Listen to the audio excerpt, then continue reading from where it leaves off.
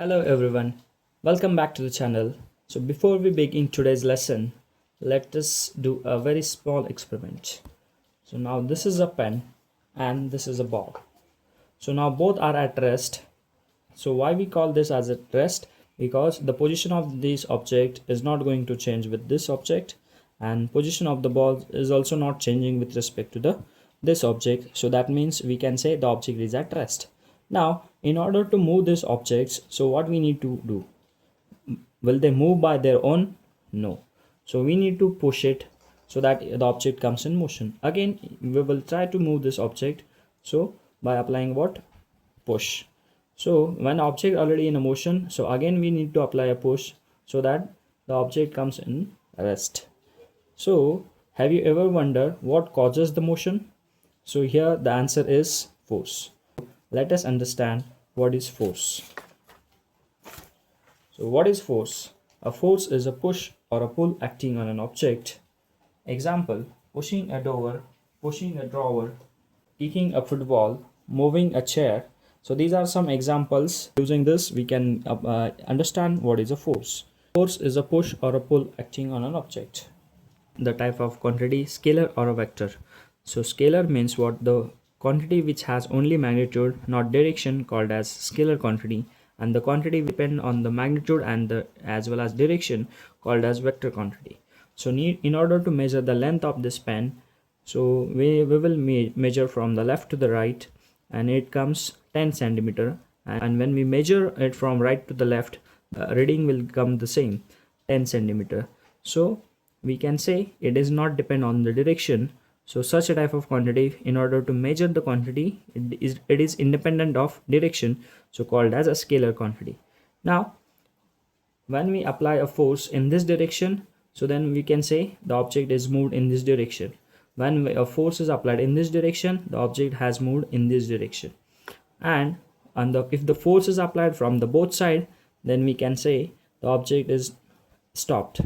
So by changing the direction of the force, the result every time it is different. So we can say object as at rest. So because of the force acting on the body is what? 0, and because of that the object at rest. So the forces depend on the magnitude as well as direction. So the force has both magnitude and direction, hence it is a vector quantity. Example, force is applied on the box, so in the same direction of force the object will move. And if the force is applied from the left to the right, then the object will move in a left direction. So this is how the force as a scalar or a vector. So the answer is force is vector quantity. Let us move to the next point, effect of force. A force can make a stationary object move. So how the force can make the stationary object? So when we push a trolley, then it starts moving. When we kick a football, then the football starts moving. Pushing a bicycle, so then it will start motion. Pushing a pen, it can change the state of an object from rest to the motion. So this is how we can say the force can change the stationary object move. So next point is the force can stop a moving object. So if object is already in motion, by applying a force we can stop what? Moving object. So like an example, applying brakes on a bicycle, catching a ball, stopping a rolling toy. These are some examples from which we can learn force can stop moving object. So next point, force can change the speed of an object. Example, pushing a box harder, its speed is increases. So if we consider here the object which is already in a motion, so when we apply a force in the same direction of motion, then what will happen? The object will increase its speed. Okay, and what if we apply a force in the opposite direction to the force motion? So then it will reduce what? The speed of an object. So hence we can say the force can change the speed of an object. Either it will increase or it will decrease the speed. Next, for force can change the direction of motion. How it can change the direction motion? So we know hitting a cricket ball, so it will change the direction. That means if we say the ball comes in this direction, by applying a force in this direction, so it will change what? The direction. So turning a bicycle, this is also one more example for to learn force can change the direction of motion. So the last point, effect of force, is what?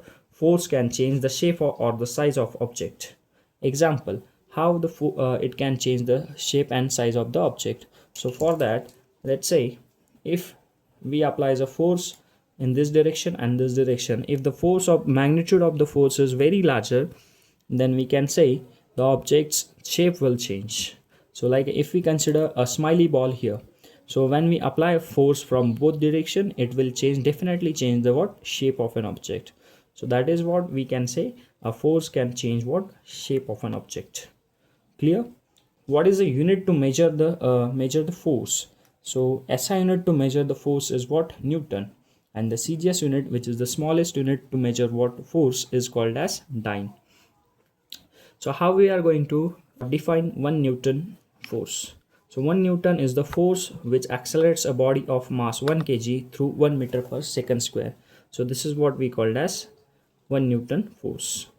Means what? If we consider one body of mass 1 kg, and when it accelerates through the 1 meter per second square by applying what? Force of what? 1 Newton, then this is the example for what? To learn 1 Newton force. We learn about the force, effects of force, and force as a scalar or a vector, and also we got the unit to measure the force. So in the next video, we will going to learn the balanced and unbalanced forces and also Newton's first law of motion.